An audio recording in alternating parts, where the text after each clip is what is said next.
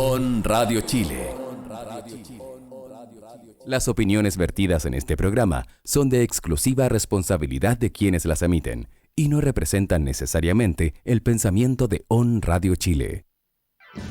Ya comienza un nuevo capítulo de Agenda Global, donde cada semana nos encontramos con Eduardo Verdugo para comentar todo el acontecer político, tanto nacional como internacional, que forma parte de la palestra pública. Quédate con nosotros, ya comienza Agenda Global. Bienvenidos a este nuevo capítulo de Agenda Global, aquí en On Radio Chile. Y hoy día tenemos un programa especial, ya que tenemos un invitado internacional para conversar o seguir conversando sobre la experiencia de las asambleas constituyentes en América Latina. Y desde Colombia nos acompaña el profesor Jorge Van Cuervo, que es profesor de investigación de la Facultad de Gobierno y Relaciones Internacionales de la Universidad Externado de Colombia. Hola. Un gusto estar acá.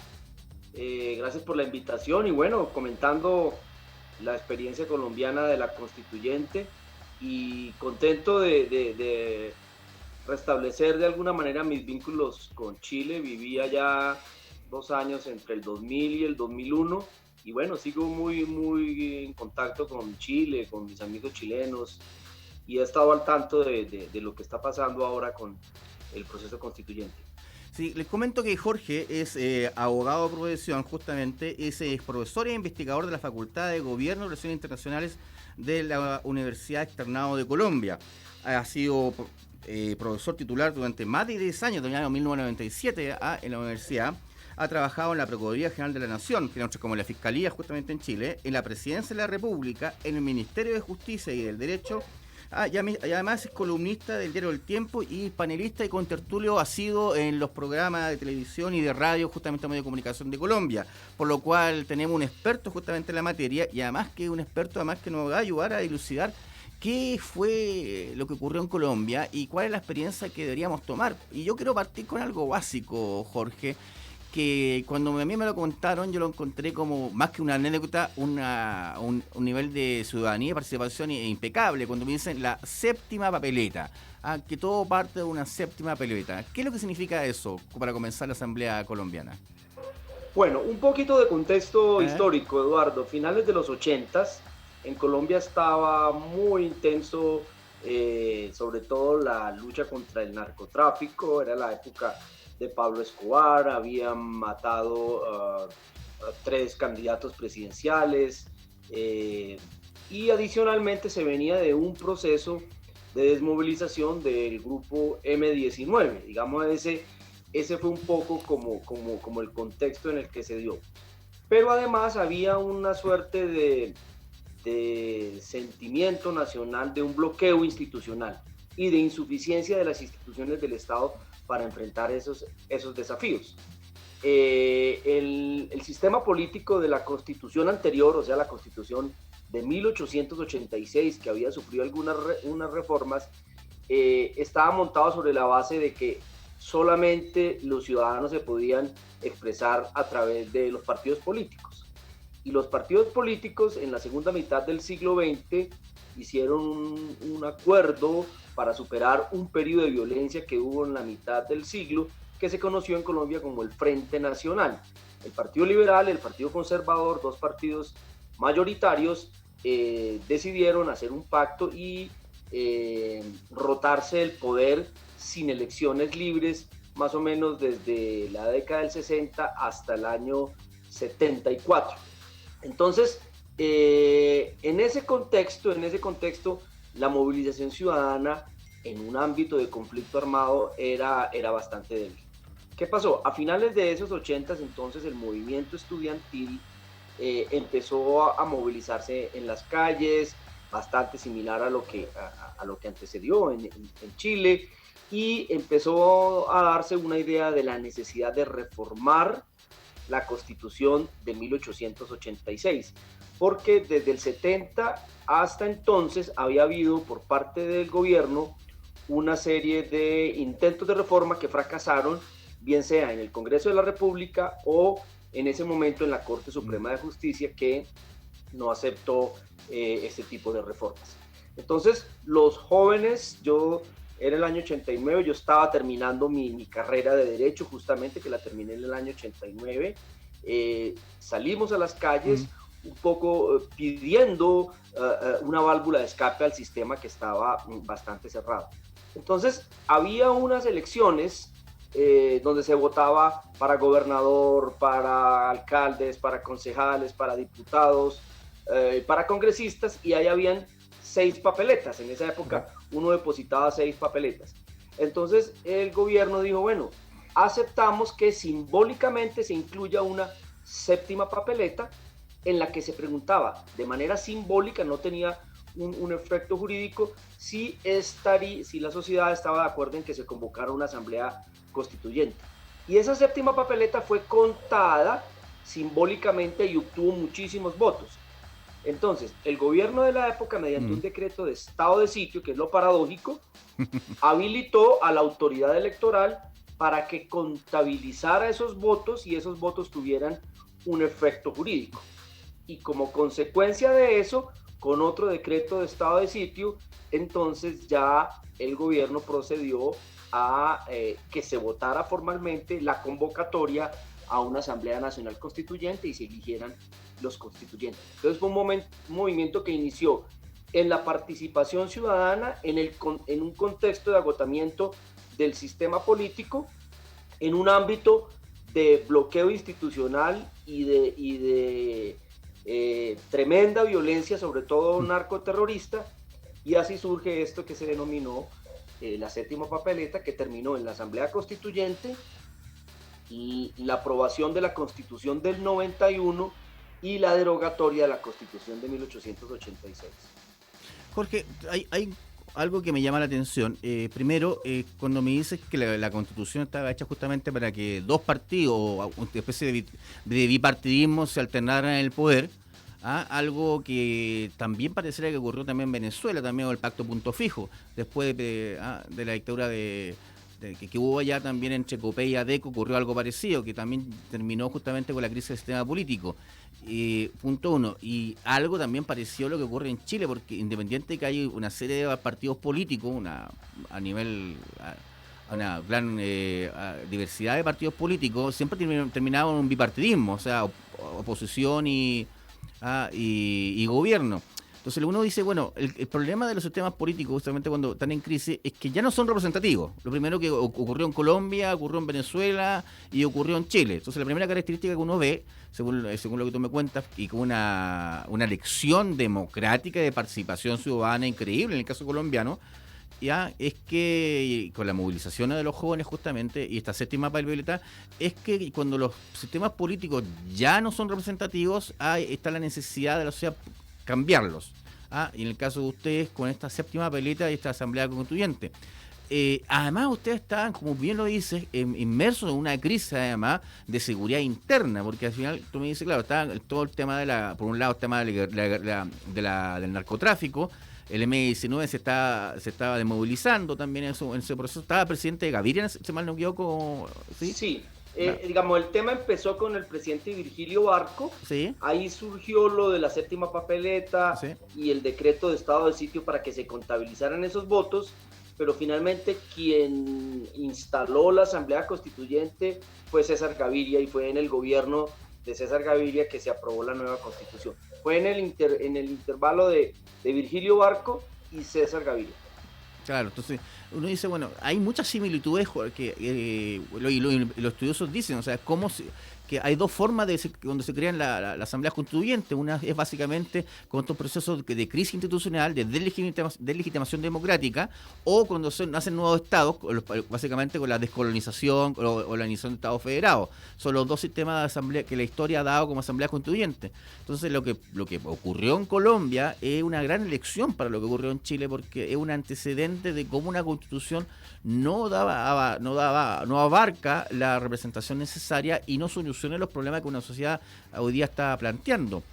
Mi pregunta es aquí, Jorge, ya dentro mismo de la Asamblea, ¿Cuáles fueron los principales problemas? Porque además ustedes incorporaron también, y cómo fue la incorporación del pueblo originario. ¿Cuáles fueron los primeros problemas? ¿Partieron de una hoja en blanco también, con el caso chileno, o tomaron algo de la constitución anterior? No, aquí fue curioso porque cuando se hizo formalmente la convocatoria de la Asamblea Nacional Constituyente, el gobierno, mediante un decreto de estado de sitio, que eso es lo paradójico. Sí, muy paradójico. Claro, fue un decreto de estado de sitio porque en Colombia durante 35 años, del 65 en adelante, se gobernó por estado de sitio. Digamos, justamente para enfrentar la situación de conflicto armado y de terrorismo, los gobiernos, se acostumbraron a gobernar en estado de sitio. Gobernaron por decreto. Claro. Entonces, ¿qué pasa? Cuando salió el decreto de convocatoria, el gobierno estableció un temario específico y dijo, la Asamblea Constituyente solo se puede pronunciar sobre estos temas, y puso un temario y puso unos límites. Cuando la Asamblea Nacional Constituyente se posesiona, declaran soberanía, declaran que ellos son soberanos ante el por ser representantes del pueblo, no tienen en cuenta ese decreto y dicen, aquí vamos a ocuparnos de todos los temas. E incluso al final con una medida que fue muy, muy, muy compleja, que digamos entiendo que eso no va a pasar en Chile, le revocaron el mandato al Congreso de la República. ¿Sí? Eso fue todo una tensión institucional, pero la Asamblea Nacional Constituyente contaba con mucha legitimidad democrática ciudadana, entonces los poderes constituidos les quedó muy difícil resistirse a las dos cosas. Uno, a que no reconocieran ese mandato estricto que les había dado el gobierno, y de respetar la soberanía del Congreso. Y eso fueron dos, sobre todo la primera medida fue muy interesante porque entonces no había veto para ningún tema. Y se abrió la posibilidad que participaran representantes de los pueblos originarios, de los pueblos indígenas y de los pueblos afro también, ¿sí? Entonces, en la Asamblea Nacional Constituyente hubo constituyentes indígenas y constituyentes afro que contribuyeron a que el tema quedara muy bien instalado en la Constitución política, y pues hoy todavía en el Congreso de la República tienen representación directa los pueblos indígenas y los pueblos afro. Digamos, ellos tienen una jurisdicción especial donde son elegidos y van al Congreso de la República. O sea, tienen cupos especiales para ellos, directamente. En este momento, los pueblos indígenas y los pueblos afro tienen un cupo especial a través de una medida que se llama la jurisdicción especial. Entonces ellos hacen votaciones dentro de sus pueblos y los elegidos allí van directamente al Congreso de la República, sin perjuicio de que, por ejemplo, representantes de indígenas o afros vayan en otras listas y también puedan llegar al Congreso de la República. O sea, pueden llegar por vía general y por vía de la circunscripción especial, que así se llama. Entonces, en ese caso, ellos tendrían doble voto: un voto para cupo indígena y un voto para representación democrática geográfica. Sí, digamos como cualquier lista de partido político. Entonces, un partido político decide inscribir a un representante de pueblo indígena y por él puede votar cualquier ciudadano. Perfecto. Otra cosa que me llama la atención del proceso colombiano, lo que tú bien mencionaste, es que ellos justamente revocaron el mandato de lo que era el Congreso colombiano. Bueno, eso también ocurrió en Venezuela y ha ocurrido en muchas partes donde cuando hay mucha deslegitimación de las instituciones, la Asamblea Constituyente se autodenomina soberana y toma los poderes legislativos también dentro del proceso. Eso fue lo que ocurrió en Colombia también, que tomó poderes legislativos juntamente mientras redactaba la Constitución. En el momento en que estaba la Asamblea Nacional Constituyente, estaba también operando el Congreso. Fue al final. Ya. Al final revocan el mandato del Congreso y crearon una instancia de transición que aquí se llamó el Congresito. Ya. ¿Sí? que eran como una instancia de transición que mientras había de nuevo elecciones al Congreso, porque digamos la Asamblea Nacional Constituyente se disolvió, y mientras hubo de nuevo elecciones al Congreso, se creó un mecanismo de transición que se llamó el congresito, que eran, digamos, personas elegidos por la Asamblea Constituyente que legislaron durante un tiempo. Pero rápidamente hubo elecciones y los congresistas pudieron participar, incluso los que habían sido revocados. Fíjate que ese es un tema que todavía muchos parlamentarios actuales y muchos académicos discuten en Chile, la posibilidad de que si la Asamblea se vuelve soberana y toma todos los poderes, incluso revocando el mandato presidencial. Muchos en extremo, algunos dicen, oye, esto puede ocurrir así. Pero al parecer lo que dice lo que uno ha escuchado entre los constituyentes, no está esa mayoría para hacer una revocación del mandato del Congreso, ni menos del mandato presidencial. Pero hay algunos que lo plantean, básicamente por la legitimidad que pueda tener, o la deslegitimidad que puede tener justamente el Poder Ejecutivo o el Poder Legislativo. Ese es un tema también que está dando vuelta dentro de los académicos y algunos constituyentes en Chile. Yo creo que es un riesgo, no sé, digamos no en el sentido negativo, positivo de la expresión, es un escenario, porque cuando las asambleas nacional constituyentes se declaran soberanas, y uno mira la teoría, por ejemplo, de la soberanía, no sé, de Negri, pues la soberanía no reconoce límites, y entonces no reconoce límites sobre el poder constituido. Correcto. Y sobre los poderes constituidos. Eso pasó en Colombia. Ahora, no se revocó, no se le apostó al presidente en su momento, ni a las Cortes, sino solamente al Congreso de la República, que era la corporación que estaba en gran desprestigio. Entonces, digamos, no había suficiente legitimidad democrática y social por parte del Congreso, no pudieron, entre comillas, defenderse ante ese golpe de soberanía, llamémoslo así. No tenían cómo en ese momento. Jorge, una pregunta, ya vamos cerrando este primer bloque y quiero dejar una pregunta para el segundo bloque. ¿Qué pasa en Chile? Hay una explosión de independientes. Una explosión, o sea, la cantidad de candidatos independientes supera ampliamente a la cantidad de candidatos que van que van en lista de partido, incluso independientes dentro de la lista de partido. Es como la moda, yo soy independiente, alguna con justa razón, y otra por moda. ¿Cómo vieron el tema de los independientes, justamente, y cómo trabajaron los independientes porque no tienen bancada, no tienen grupo de trabajo, son independientes? ¿Cómo lo vieron en el caso de la Asamblea Colombiana? Y se había independientes en el caso colombiano. Pero esa pregunta te la quiero dejar planteada para el segundo bloque. Está con nosotros don Jorge Iván Cuervo, profesor de la Universidad Externado de Colombia, y seguimos conversando sobre la experiencia colombiana y la Asamblea Constituyente. Y yo te dejé una pregunta ahí en el tintero, básicamente el tema de los independientes. En Chile apareció una gran cantidad de independientes, esta cosa de que se deslegitimó toda la política, todos los partidos políticos, entonces nadie quería pertenecer a un partido político y se fueron como independientes. ¿Cómo fue el trabajo con los independientes de la Asamblea? ¿Si hubo esta gran cantidad como en Chile o era más algo de partidos políticos? Sí, fue curioso. En las imágenes que ambientan el programa uno ve que los presidentes de la Asamblea Nacional Constituyente fueron 3 personas.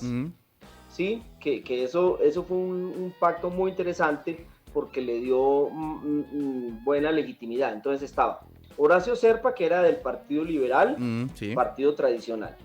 Álvaro Gómez Hurtado, un conservador, digamos, muy del establecimiento. Y estaba Antonio Navarro Wolf, quien pues venía del M19. Y curiosamente esos 3 partidos políticos eligieron constituyentes con igualdad. Cada uno eligió dentro de sus partidos 19 constituyentes.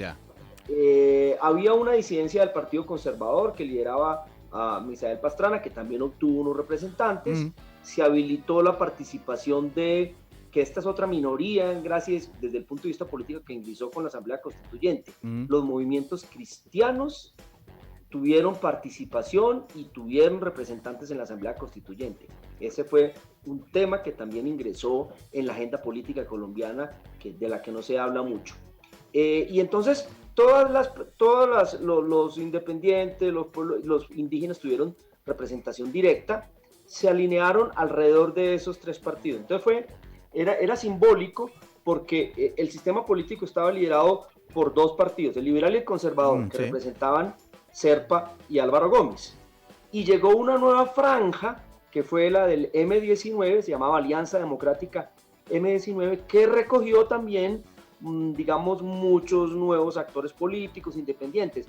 Pero curiosamente, al Partido Liberal también ingresaron lo que aquí llamaríamos independientes. Entonces, por lo menos en la Asamblea Nacional Constituyente no hubo esa fragmentación política en la representación.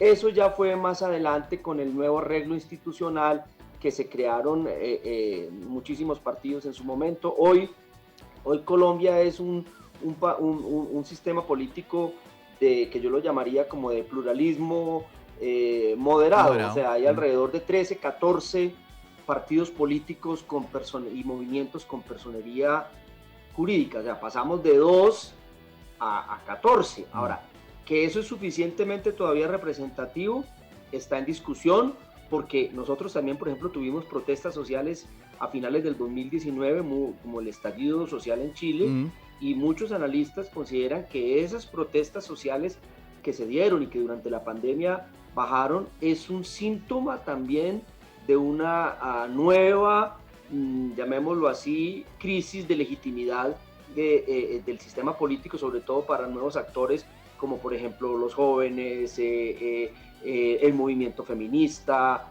y otras expresiones de lo social que no caben ya en ese diseño institucional de representación de la Constitución del 91, que sirvió para su momento, pero que ya 30 años después está mostrando ciertos niveles de desgaste en su representatividad. Jorge, justamente en ese tema de la reforma, otra consulta que a nosotros nos llama la atención, bueno, ¿cómo redactaron su constitución? ¿Cómo constituyeron? Se habla mucho de ser en Chile se hace una constitución de principios o una extensa donde abarquemos todo, donde regulemos todo. Yo tengo entendido que la constitución colombiana partió siendo de principios. ¿No es así? Solamente pues a ver, ahí hay que meternos un poquito en teoría constitucional. En general las constituciones tienen dos partes, que es lo que llaman la parte dogmática, donde están los principios y los valores, y la parte orgánica, que es donde están las instituciones, y ese sería, digamos, un buen modelo. Que en la primera parte se discutiera lo que llaman en Chile, que me gusta mucho esa expresión, lo valórico. ¿Sí? Los derechos, los principios, cuál es la naturaleza del Estado, que si decimos que es Estado social de derecho, eso tenga un significado real. Incorporar la Carta de Derechos. En Colombia eso fue muy importante, la Carta de Derechos y los mecanismos de garantía de estos, como la acción de tutela, por ejemplo, o lo que se conoce también como el recurso de amparo. En Colombia la acción de tutela ha sido muy importante porque es una protección de los derechos fundamentales directas que tiene el ciudadano ante cualquier juez de la República. Y en la parte orgánica, pues entonces hay que planear un diseño institucional que sea coherente con esta primera parte. Entonces, lo primero que yo pensaría que tendrían que hacer es un tribunal constitucional muy fuerte encargado de preservar la integridad y la vigencia de la Constitución del 91. O sea, uno podría decir que la Constitución del 91 en Colombia ha sufrido distintos ataques dentro del propio sistema. Los propios partidos políticos tradicionales han hecho reformas que llamaríamos regresivas. Pero si hoy podemos hablar de una vigencia real y una gran aceptación de la Constitución del 91, eso se ha debido a un tribunal constitucional autónomo, fuerte, progresista, que ha interpretado la dinámica. Entonces yo tengo la impresión, cuando estuve allá y he leído que, por ejemplo, la Corte Suprema en Chile es una corte muy conservadora. ¿Sí? Si a esa corte se le va a entregar la salvaguarda de la Constitución, van a tener problemas. Ahí hay que crear un nuevo tribunal constitucional con nuevos magistrados, con unas visiones, digamos, muy progresistas y muy modernas de lo que es el constitucionalismo transformador y otra serie de líneas de pensamiento que vienen dándose, porque si no, entonces quedamos como en nada, una parte llena de principios, de anhelos, sí, y unas instituciones sin el diseño suficiente para desarrollar esa primera parte. Entonces, entonces, por ejemplo, cuando yo leo que esta Constitución busca superar la Constitución de Pinochet y todo lo que significó allí, pues hay que preguntarse cómo son los jueces de esa Constitución del 80, cómo es el sistema binominal que no es suficiente representativo, cómo son los poderes regionales y locales que siguen siendo muy dependientes del Ejecutivo. Todas esas reformas que se pueden diseñar desde el punto de vista valórico y teórico en la primera, tiene que tener de respaldo unas instituciones que lo desarrollen. Si no, se pueden quedar, digamos, con el peor de dos mundos. Sin duda, en Chile existe un tribunal constitucional, aparte de la Corte Suprema, hay un tribunal constitucional, pero la discusión es que el tribunal constitucional falla mucho dentro de lo conservador que es la Constitución. Entonces al final y sigue el mismo problema que ocurre, que es un tribunal que está cuoteado básicamente porque son nombrados por el presidente de la República, entonces está por el presidente de turno que va colocando y va cambiando más o menos el poder según los partidos políticos, entonces tampoco tiene mucho de autónomo. Aquí, por ejemplo, el Tribunal Constitucional los define, los elige a los magistrados el Senado de la República, de ternas que presenta en un momento el Ejecutivo, en otro momento la Corte Suprema de Justicia y en otro momento el Consejo de Estado. Entonces esos magistrados de la Corte Constitucional no obedecen únicamente al Ejecutivo, sino que también tienen cierta representatividad de la rama judicial. Acá la rama judicial en Colombia en general es autónoma e independiente, en general. Esa ha sido, digamos, como una reserva democrática que en Colombia siempre se ha tenido, y eso ha logrado que la Corte Constitucional en general sea reconocida como una guardiana de la Constitución, no como una guardiana de los poderes constituidos, que ese es el riesgo que está ahí. Sin duda, otra cosa que nos llama la atención en el caso, bueno, y que vamos a enfrentar también en Chile, con respecto a que nosotros nos pusieron límites básicamente a esta Asamblea Constituyente, que el acuerdo originario que le da origen a esta Asamblea Constituyente, a esta elección, señalaba que son 2/3, que los acuerdos deben ser por 2/3. Y la experiencia comparada generalmente dicen que sí se da, que hay mayorías cualificadas para aprobar justamente algún tipo de acuerdo en la Constitución, mientras lo que son los referendos o plebiscitos de salida, mayoría simple. O muchas veces dicen que cuando no hay acuerdo, experiencia comparada dice, que no hay acuerdo dentro de la Asamblea, se llevan estos desacuerdos justamente a los plebiscitos que ya más puntuales. Pero a mí me llama la atención, ¿cuál fue la experiencia de los acuerdos? ¿Fue por mayoría calificada? ¿Cómo lograron el consenso, que es lo más complejo justamente en esa discusión? No, fue por mayoría, sin mayor rollo, pero además esos tres bloques que estaban representados en la presidencia sumaban el 66% de los votos en la Asamblea Nacional Constituyente. Es decir, el Partido Conservador, del área de Álvaro Gómez, el Partido Liberal y el Movimiento M19, más los indígenas, cuando votaban, lograban las mayorías cualificadas de hecho, porque eran más del 65% de los votos. Entonces ahí no hubo mayores problemas. Y una vez aprobada la Constitución, no fue sometida a aprobación de referendo o plebiscitaria. Se supone que una vez fue aprobada solemnemente por los tres presidentes, entró en vigencia unos meses después, sin necesidad de que el pueblo, digamos, le diera la refrendación democrática, que entiendo que en Chile sí va a ser así. Va a ser así, justamente, y es uno de los temas que se discute, el tema de la mayoría cualificada para aprobar, lo cual impide que sea mayoría simple, sino que sean acuerdos amplios. en esta situación, y sabemos que en esta se va a discutir posiblemente en lo que tuvieron a favor de la Asamblea o en contra de la Asamblea.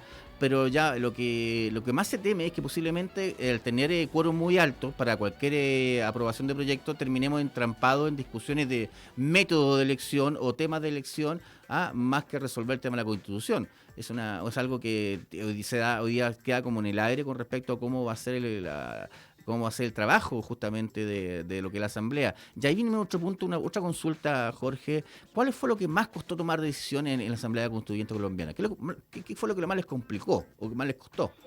Sí, justamente el entorno de la Asamblea Constituyente era en el contexto de la lucha más dura contra el narcotráfico. Entonces, en ese momento, Pablo Escobar se dio toda una discusión de que Pablo Escobar y los llamados extraditables en su momento estaban presionando a algunos constituyentes para que se rechazara la extradición de colombianos a los Estados Unidos. Y entonces hubo denuncias de corrupción de algunos constituyentes que fueron abordados por representantes de los carteles.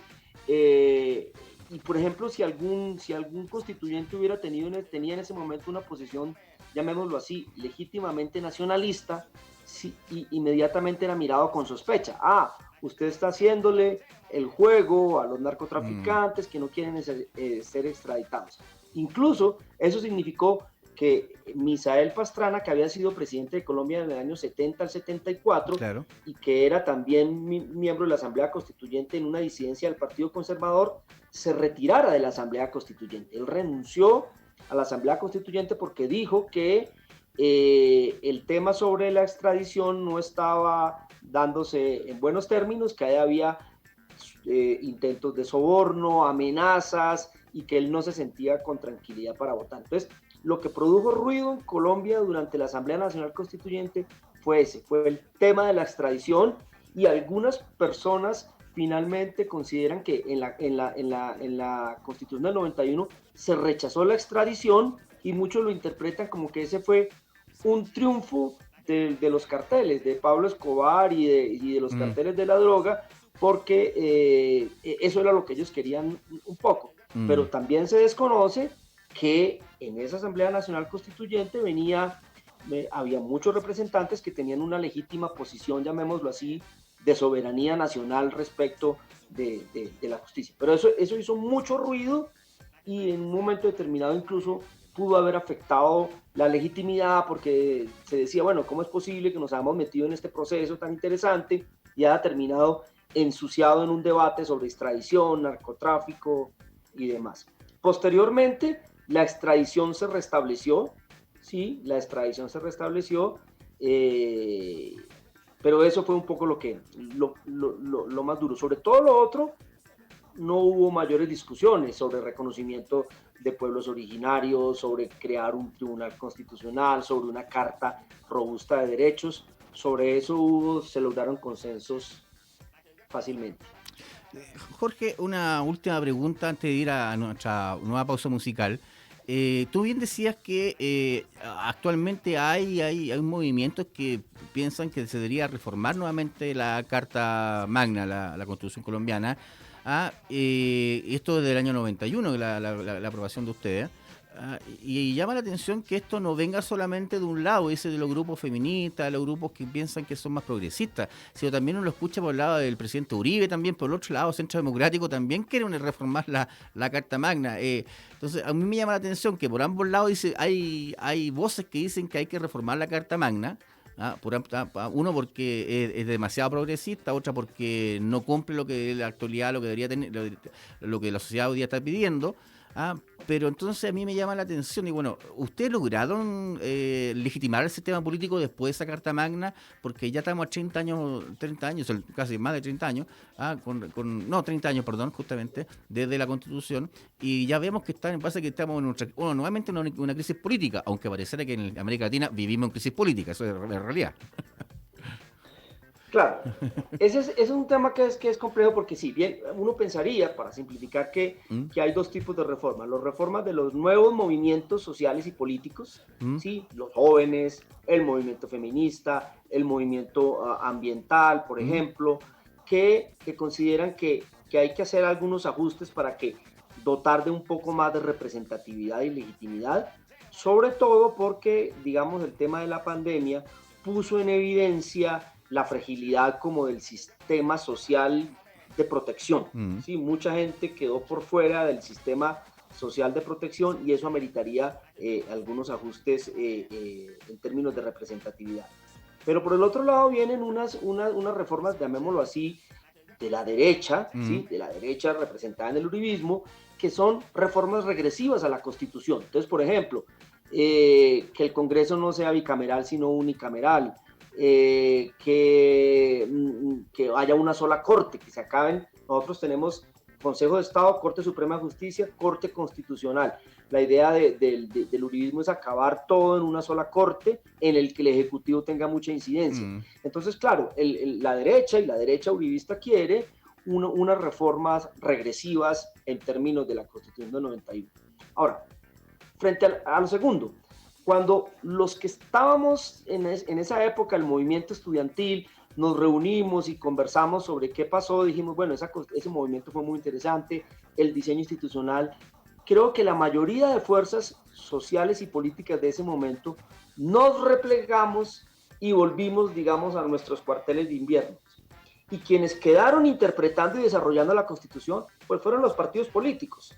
¿Sí? Llegaron nuevos partidos políticos que han jugado un papel importante, pero si uno mira hoy por hoy, el sistema político se recicló en distintos partidos. Entonces, por ejemplo, Partido Liberal se transformó en Partido Liberal y Cambio Radical, el partido de la U, el Centro Democrático, todos esos son nuevos nombres de las mismas corrientes políticas que se fragmentó entre lo que llamaríamos el centro y la derecha, ¿sí?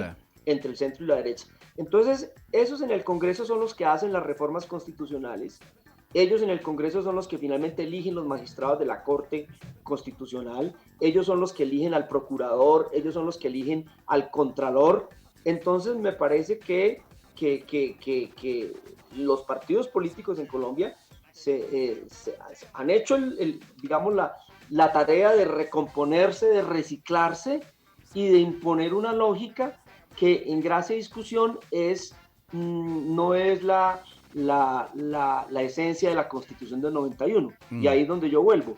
Si hoy en Colombia podemos decir que la Constitución del 91 tiene plena vigencia y respeto por los ciudadanos en general, es gracias a lo que ha hecho el Tribunal Constitucional, la Corte Constitucional, y no tanto a lo que han hecho los poderes constituidos, léase Congreso, que no ha desarrollado las leyes necesarias, léase gobierno, que han desarrollado o han implementado en general políticas regresivas, y pues bueno, el Congreso y el Ejecutivo han sido cooptados pues por los partidos políticos, ¿sí? Esa es un poco como la lectura.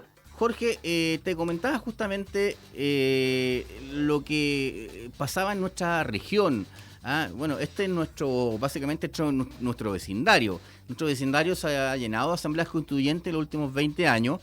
Y en el caso de tus vecinos directos venezolanos, han ocupado incluso la asamblea constituyente casi como guerrilla política, directamente, ya, porque en un momento dado vemos la asamblea venezolana que constituyó esta nueva constitución con Chávez, con esa constitución roja pequeñita que mostraba siempre, pero hasta hace muy poco Maduro llamó nuevamente a la Asamblea Constituyente para hacerse cargo del Poder Legislativo y de bancar la Asamblea Nacional. ¿Qué te parece esa diferencia de uso de la Asamblea Constituyente en el caso venezolano o en el caso colombiano? ¿Cuál es el fin? ¿Cómo lo ves tú? Claro, en Constitución Rojita, que siempre mostraba, pero que creo no leía mucho. Sí. Pero bueno, ahí quiero meter un poquito de teoría para la reflexión de tus oyentes. Y hoy se habla en el mundo, a propósito del constitucionalismo, como de tres tipos de constitucionalismo. uno que denominan el constitucionalismo transformador, ¿sí? Y un autor referente acá en América Latina pues es Roberto Gargarella, que habla de cómo a partir de las constituciones entendidas como un nuevo pacto político y de alguna manera un pacto de paz y de reconciliación, que es digamos un poco lo que estaba en el caso colombiano y que es lo que entiendo un poco en el caso chileno, un pacto de paz y de conciliación donde no haya ganadores ni derrotados, ¿sí? Un constitucionalismo transformador que busca, en medio de las reglas del juego democrático, mejorar las condiciones de vida de los ciudadanos, por decirlo de alguna manera, ¿sí? Por el otro lado, se habla de un fenómeno que el profesor David Landau en los Estados Unidos denomina el constitucionalismo abusivo. Y yo creo que los fenómenos de Venezuela, un tanto Ecuador y de alguna manera Perú, y también creo que ahora lo estamos viendo en Bolivia, que algunos autores han llamado el constitucionalismo bolivariano, sí, que es una expresión fuerte de la soberanía popular, con un recambio profundo en las instituciones democráticas. Esas experiencias constitucionales terminaron en lo que Landau llama el constitucionalismo abusivo, es decir, un diseño institucional impuesto por una mayoría con una amplia representación, pero que deteriora los controles del Estado, y eso lo puede uno ver en Venezuela, lo puede uno ver en Ecuador, lo puede uno ver en Perú y un poco en Bolivia. Eso es lo decir, que tenía eso es lo que tenía miedo Alexis Tocqueville justamente con la tenía la mayoría. Claro, entonces uno ve el caso de Venezuela por el que me preguntas directamente, y claro, en su momento hubo mucho entusiasmo alrededor de un movimiento social, con un movimiento político, con unas ideas novedosas, pero uno mira el diseño constitucional, es muy débil en términos de las garantías, por ejemplo, de la oposición, el Poder Judicial cooptado hacia el Ejecutivo, una Asamblea Nacional que en su momento entonces obtuvo una mayoría, pero el propio gobierno entonces convocó a una asamblea constituyente que horadó y sacó los poderes de una asamblea que era legítima. Esas son todas expresiones de lo que Landau llama el constitucionalismo abusivo, y es constituciones que son formalmente aprobadas, pero que en la dinámica institucional en el fondo no garantizan los derechos y que hacen que quienes están en el poder abusen de su condición, socavando el Poder Judicial, la libertad de prensa, la garantía de los derechos. Y en este sentido, pues hay que volver al diseño o a la idea original del constitucionalismo, un poco de Jefferson y de Madison en los Estados Unidos, y es que las constituciones son las reglas de juego de una sociedad para vivir en convivencia, en reconciliación, y permitirle a las expresiones políticas que en esas reglas de juego busquen las nociones de bien común que tienen que darse. Y si llega un momento determinado en que ese modelo se agota, pues la propia Constitución busca la forma de reformarse, y en últimas, la medida excepcional es volver a la soberanía popular, la soberanía original. Digamos, ese debería ser un proceso más o menos entendido, pero a veces me da la impresión que nuestra tradición dramática, siempre miramos cada uno de esos procesos como si fuera ya el fin del mundo, cuando eso debería ser una dinámica, simplemente constituciones, reglas de juego, cambios dentro de las reglas de juego, y si hay que hacer un cambio mucho más grueso porque se agotó el modelo, ir a la soberanía popular, al pueblo, no debería ser, digamos, un evento tan dramático como muchos lo quieren presentar. Jorge, una última pregunta, ya vamos cerrando el programa. ¿Cómo fue la participación ciudadana alrededor de la Asamblea Constituyente colombiana? Porque aquí se dice mucho, bueno, que muchos candidatos dicen, bueno, todo lo que vamos a hacer en la Asamblea va a ser consultado al pueblo, va a ir a consulta, a trabajo en terreno. ¿Cómo fue esa participación? ¿Hubo un tipo de participación similar o todo fue dentro de la Asamblea a puerta cerrada? Sí, fue algo curioso porque, por ejemplo, los votos para que se eligiera, para que se convocara la Asamblea Nacional Constituyente, fueron muchísimos votos. Sí.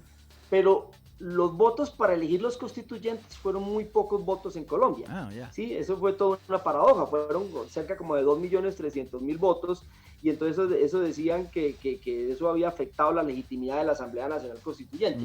Pero nunca fue así, porque el mandato de crear una Asamblea Nacional Constituyente y su representatividad,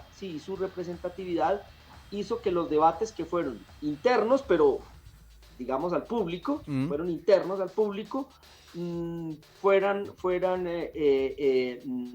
representativos del mayor núcleo social. Ahora, hubo un problema. ¿Cuál? Y es que de esa Asamblea Nacional Constituyente quedaron por fuera las FARC.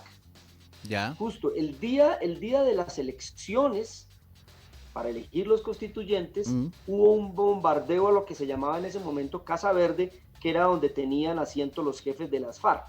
Y eso simbólicamente fue un mensaje de: ustedes no entran a este nuevo pacto constituyente.